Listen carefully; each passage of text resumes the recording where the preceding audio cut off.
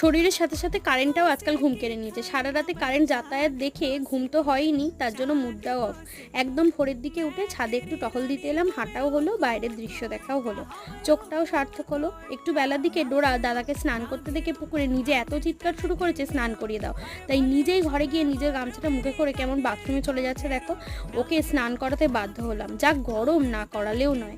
স্নান করে সে যে এত তৃপ্তি পাবে দেখে আমারও মনটা জুড়িয়ে গেল।